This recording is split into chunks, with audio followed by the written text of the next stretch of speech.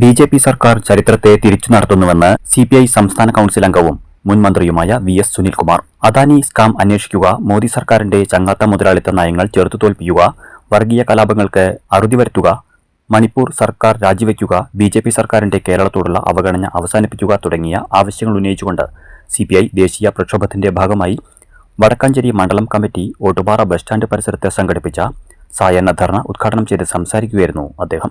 എ.ആർ. ചന്ദ്രൻ അധ്യക്ഷത വഹിച്ചു. AU. Kabeer, advocate P. Prasad, K. Chandran, Lini Shaji, Sheela Mohan, PV. Sudheer, EN. Sasi, MA. Velayudhan എന്നിവർ സംസാരിച്ചു. അവിടെ ഒരാളുടെ വീട് നശിച്ചുപോയിട്ട് തകർന്നു പോയിട്ടുണ്ടെങ്കിൽ, പൂർണ്ണമായി തകർന്ന വീടിന് മലയോര മേഖലയിലാണെങ്കിൽ ആ 1 ലക്ഷം കോടിയിൽ നിന്ന് കൊടുക്കാൻ കഴിയുന്ന 1,10,10,000 രൂപയാണ്. അത് ഇതുപോലെയുള്ള സ്ഥലത്താണെങ്കിൽ അത് 97 രൂപയാണ്. ഒരു വ്യക്തി മരിച്ചുപോയാൽ കേന്ദ്ര ഗവൺമെന്റിന്റെ ഈ പൈസയിൽ നിന്നും നമുക്ക് ചെലവഴിക്കാൻ കഴിയുക എത്രയാണ്?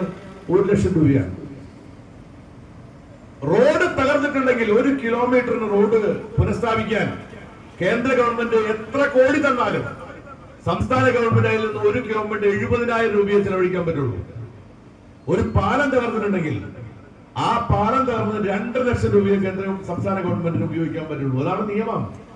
അപ്പൊ കേന്ദ്ര ഗവൺമെന്റ് നമുക്ക് 1 ലക്ഷം കോടി രൂപ തന്നിട്ട് പറയാണ്, നിങ്ങൾ ഇഷ്ടം പോലെ ചെലവഴിച്ചോ. നമുക്ക് ചെലവഴിക്കാൻ പറ്റില്ല. കാരണം എന്താ? അത് നിബന്ധിതമാണ്. അപ്പൊ കേന്ദ്രം പറയുന്നത് എന്താ? നിങ്ങളുടെ കയ്യിൽ 1 ലക്ഷം കോടി തന്നിരിക്കല്ലേ. ജനം കേൾക്കുമ്പോൾ എന്ത് വിചാരിക്കും? പിണറായി വിജയന്റെ കെ രാജന്റെ കയ്യിൽ 1 ലക്ഷം കോടി രൂപ തന്നിട്ടും അവർ പൈസ ബാക്കി വെച്ചിരിക്കുകയാണ്. എന്താ കാരണം? പൈസ ബാക്കി വെക്കാനേ പറ്റൂ.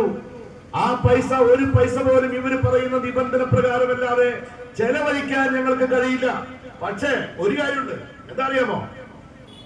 കേന്ദ്ര ഗവൺമെന്റിന്റെ ഒരു ഹെലികോപ്റ്റർ ഇങ്ങോട്ട് വന്നു എന്ന് വിചാരിക്കുക, അല്ലെങ്കിൽ കേന്ദ്ര സേന ഇവിടെ വന്നു എന്ന് വിചാരിക്കുക. ആ കേന്ദ്ര സേനയ്ക്ക് ഭക്ഷണം കൊടുത്തു എന്ന് വിചാരിക്കുക. ആ കേന്ദ്ര സേനയ്ക്ക് വേണ്ടി സൗകര്യം ചെയ്തു കൊടുത്തു എന്ന് വിചാരിക്കുക. ആ കേന്ദ്ര സേനയ്ക്ക് വാഹനം കൊടുത്തു എന്ന് വിചാരിക്കുക. അതിന്റെ പൂർണ്ണമായ പൈസയും സംസ്ഥാന ഗവൺമെന്റ് കൊടുക്കണം എന്നും അവർ പറയുന്നുണ്ട്. അത് പ്രകാരം ഇപ്പോ ഈ ചൂരൽമലയിലേക്ക് വന്ന കേന്ദ്ര ഗവൺമെന്റ് സൈന്യത്തിന് വേണ്ടി നമ്മൾ കൊടുത്ത എത്രയാണെന്ന് അറിയാം? 153.5 കോടി രൂപ അവര് റെസീറ്റ് തന്ന് നമ്മുടെ ഇത് മേടിച്ചിട്ട് പോയി.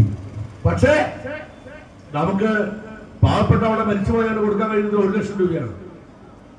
അതുകൊണ്ടാണ് നമ്മൾ പറഞ്ഞത്, ഈ നിബന്ധനകളില്ലാതെ, കെട്ടുപാടില്ലാതെ ഇവരെ പുനരധിവസിപ്പിക്കണമെങ്കിൽ, അവർക്ക് വീട് വെച്ചു കൊടുക്കണമെങ്കിൽ, ടൗൺഷിപ്പ് ഉണ്ടാക്കണമെങ്കിൽ, കടകൾ ഉണ്ടാക്കണമെങ്കിൽ, അമ്പലം ഉണ്ടാക്കണമെങ്കിൽ, പള്ളി ഉണ്ടാക്കണമെങ്കിൽ, സ്കൂൾ ഉണ്ടാക്കണമെങ്കിൽ, കുടിവെള്ളം പുനഃസ്ഥാപിക്കണമെങ്കിൽ, അവിടുത്തെ റോഡ് പുനഃസ്ഥാപിക്കണമെങ്കിൽ, പാലം ഉണ്ടാക്കണമെങ്കിൽ, അവിടുത്തെ കൃഷി പുനഃസ്ഥാപിക്കണമെങ്കിൽ പ്രത്യേകമായ ഒരു പാക്കേജ് ഞങ്ങൾക്ക് വേണം. ആ പാക്കേജിൽ ഞങ്ങൾ പറഞ്ഞിരിക്കുന്ന 2,200 കോടി രൂപ കേന്ദ്ര ഗവൺമെന്റ് ഞങ്ങൾക്ക് തരണം. ഞങ്ങളുടെ കൈവശമുള്ള പൈസയും കൂടി ചേർത്ത് നമുക്ക് സമഗ്രമായ ഒരു പദ്ധതി ഉണ്ടാക്കാൻ കഴിയണമെന്നാണ് LDF ഗവൺമെന്റ് ആവശ്യപ്പെട്ടിരിക്കുന്നത്.